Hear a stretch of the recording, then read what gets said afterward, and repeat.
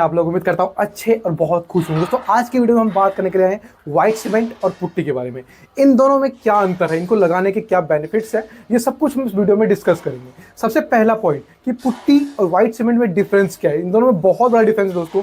Putty normally जो हमारी दीवारों को अच्छा करने के लिए, शाइन करने के लिए लगाई जाती है, और व्हाइट सीमेंट जो है एक सीमेंट बेस है, मतलब सीमेंट है जिससे कि आप चुनाई करते हो।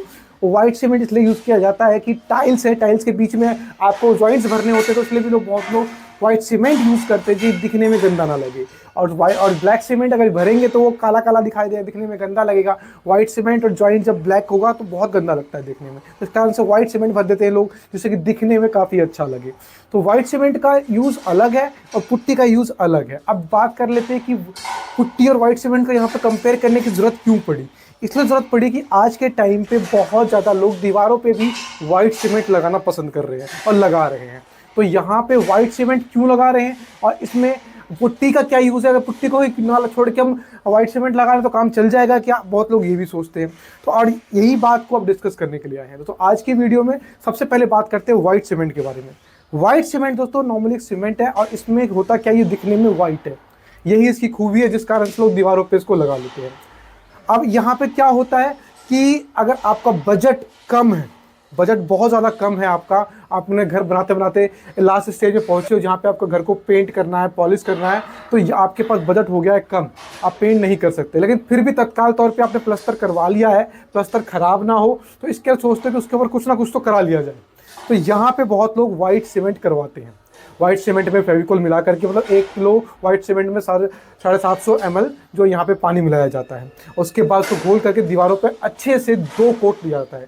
अच्छे रिजल्ट के लिए आपको कम से कम 2 कोट देने ही पड़ेंगे, तो अच्छे से 2 कोट दिया जाता है, तब जा करके आपके व्हाइट सीमेंट का जो है अच्छा कलर दिखाई पड़ता है, सफ़ेद कलर दिखाई पड़ता है, जो आपकी प्लस्तर वाला दीवार भी नहीं रही और साथ में आपका व्हाइट कलर की दीवार भी हो गई। ऐसे में बहुत लोग नील उसमें डाल देते हैं, नीला कर देते हैं और उसका कलर यूज़ करते हैं, तो हल्की सी नीला भी हो जाता है। थोड़ा कलर यूज़ कर लेते हो, कलर कोई अलग अंदर कलर भी दे सकते हैं। अब यहाँ पे बात हो जाती है कि फिर जब वाइट हो ही जाता है तो पुट्टी की क्या जरूरत पड़ गई। वाइट सीमेंट से आप दीवार को जब आप पेंट करते हो तो यहाँ पे आपको फिनिशिंग नहीं मिलेगी, दीवार जो है आपकी खुरदुरी रहेगी, इसमें आपके प्लेन सरफेस नहीं होगा।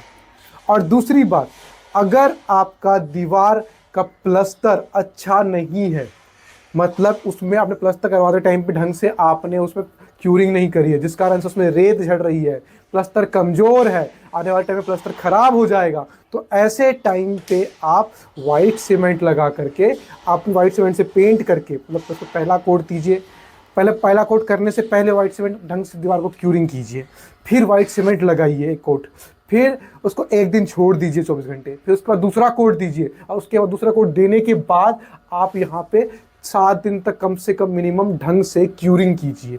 क्यूरिंग करनी बहुत ज़्यादा ज़रूरी है अगर वाइट सीमेंट आप यूज़ कर रहे हो। सीमेंट में चाहे दीवार बनाते हो, चाहे आप चुनाई करते हो, तो वहाँ पे क्यूरिंग करनी पड़ती है। अगर क्यूरिंग जितनी अच्छी होगी उतना ही आपका जो है वाइट सीमेंट जो है वो मजबूत होगा, दीवार उतनी मजबूत होगी अगर चुनाई करवा रहे हो तो इसलिए क्यूरिंग, जब भी आप सीमेंट यूज़ करते हो तो वहाँ पे क्यूरिंग बहुत ही इंपॉर्टेंट हो जाता है। अब यहाँ वाइट सीमेंट लगभग आपको क्लियर हो चुका है कि आपका बजट कम है या दीवार ख़राब हो रही है, और ऐसे में आप वाइट सीमेंट का यूज़ कर सकते हो। कितने ml पानी में, 750 ml पानी में 1 किलो पुट्टी, और साथ में आधा किलो से 1 किलो आपका यहाँ पे फेविकोल लगेगा DDL का, और मिला करके आप ऐसे में आराम से दीवारों पे पुताई कर सकते हो। अब बात कर लेते हैं पुट्टी की। पुट्टी दोस्तों यहाँ पे ये इसके बैग, जो पुट्टी का बैग है नॉर्मल जो 50 kg तक का आता है, यहाँ 1 किलो 2 किलो शुरू होकर के आपका 50 kg तक का बैग आता है। और सेम है कि वाइट सीमेंट में भी आपका 1 किलो 2 किलो शुरू करके 40-50 किलो तक का बैग आता है। तो यहाँ पे पुट्टी का कॉस्ट और जो आपका सीमेंट का कॉस्ट है, बोरी का कॉस्ट ऑलमोस्ट सेम पड़ जाता है।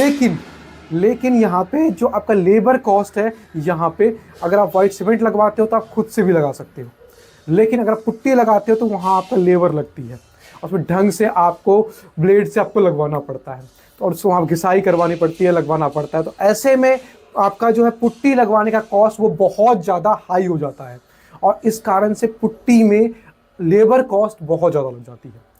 प्लस लगाने के बाद सबसे अच्छा बेनिफिट क्या है पुट्टी का कि इसमें आपका प्लेन सरफेस हो जाती है, बहुत अच्छे तरीके से प्लेन सरफेस हो जाता है।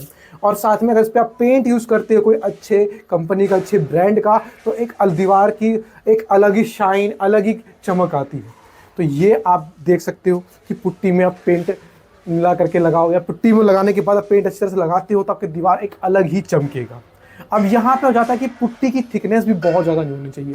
1.5 mm से ज़्यादा थिकनेस अगर होती है तो यहाँ पे आपका पपड़ी बन के निकलने की समस्या हो सकती है।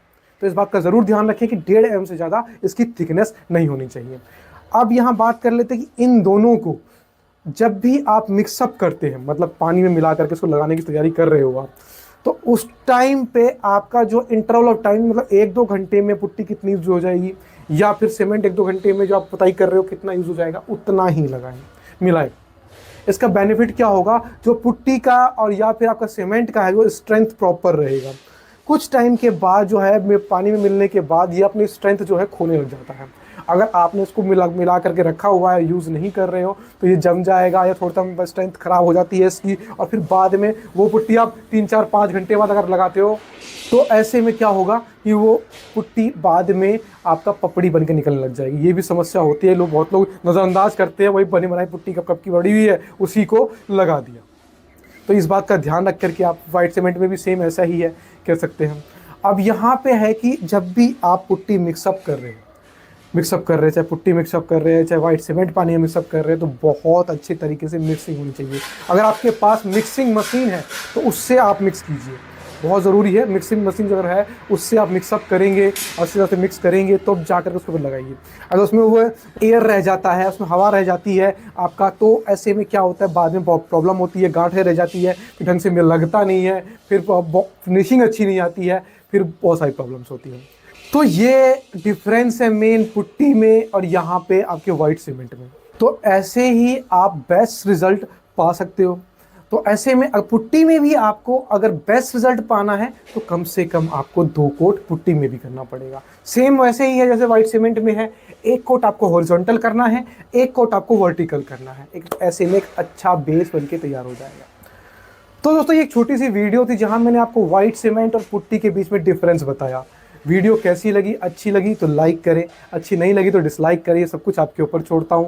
अगर हमारे चैनल पे नए हैं तो प्लीज़ दोस्तों नीचे सब्सक्राइब का बटन उसको दबा कर सब्सक्राइब जरूर कर ले। आपका हर एक